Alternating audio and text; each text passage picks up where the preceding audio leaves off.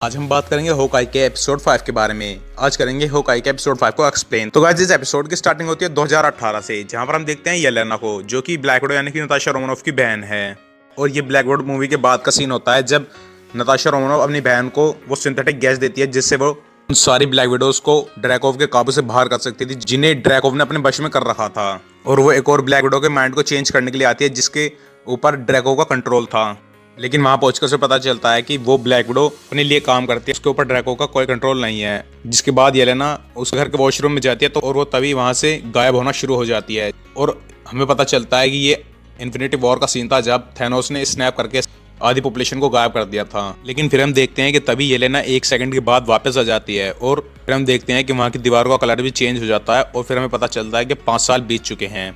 उसके बाद जब वो उस वॉशरूम से निकलकर बाहर आती है तो उसे उस ब्लैक विडो का पूरा परिवार वहाँ पर दिखाई देता है, और वो उस ब्लैक विडो से बात करती है। और फिर येलेना को ब्लेप से बाहर आने के बाद ये भी पता चलता है कि अब उसकी बहन नताशा भी मर चुकी है, जिसे मारने वाला और कोई नहीं क्लिंट बार्टन है। और फिर वो उसे मारने के लिए निकल जाती है। जिसके बाद ब्लैक विडो येलेना को उस ब्लिप के बारे में समझाती है। उसके बाद हमें सीन दिखाया जाता है माया और काजी का, जहाँ पर काजी माया को मना रहा होता है और वो उससे होकाई का यानी कि क्लिंट बार्टन का पीछा करने से मना कर रहा होता है, लेकिन माया उसकी बात नहीं सुनती है। और फिर दूसरी तरफ हमें दिखाया जाता है केट बिशप का सीन, जो कि अपने उसी घर पर आती है जो कि पिज्जा की शॉप के ऊपर था।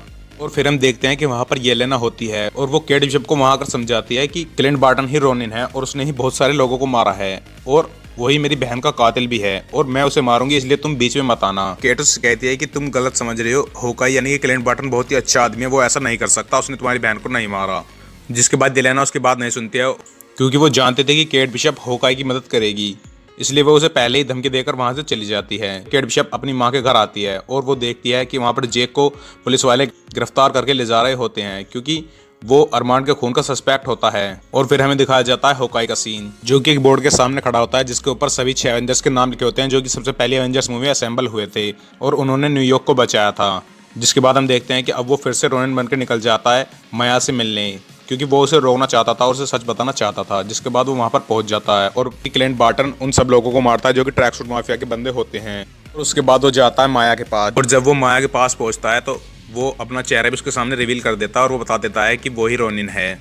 जिसके बाद माया उसे मारना चाहती थी। जिसके बाद उन दोनों की फाइट देखने को मिलती है, और फिर वो माया को इशारे से समझाता है कि उसके पिता को मारने के लिए उसे पैसे दिए गए थे, उसे कॉन्ट्रैक्ट मिला था जो कि उसी के बॉस ने उसे दिया था।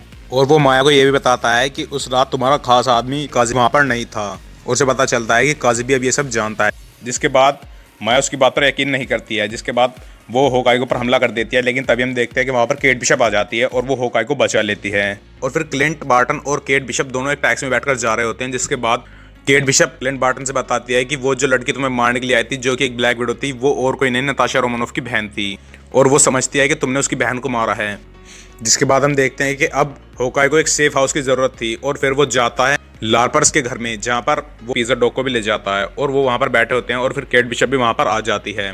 जिसके बाद केट बिशप के फ़ोन पर एक मैसेज आता है, और उसके पास उसकी मोम की और किंग पिन की एक क्लिप आती है, जो कि येलेना उसे भेजती है। और उसे पता चलता है कि उसकी मोम एलेनोर ही है जो कि ये सब करवा रही थी, और उसी ने होकाई यानी क्लिंट बार्टन को मारने के लिए ही येलेना को हायर किया है। और उसके बाद ये एपिसोड यहाँ पर खत्म हो जाता है। तो आई होप आपको इस एपिसोड का एक्सप्लेनेशन पसंद आई हो। और हाँ, अगर आपको इसके पिछले एपिसोड के एक्सप्लेनेशन देखनी हो तो उनकी लिंक भी मैंने इस वीडियो की डिस्क्रिप्शन में दे दी है, आप उन्हें भी कंप्लीट देख सकते हैं। तो इस वीडियो में इतना ही, मैं मिलूँ आपको नई वीडियो में नई मूवी या फिर नई वेब सीरीज के एक्सप्लेनेशन के साथ। तब तक के लिए गुड बाय।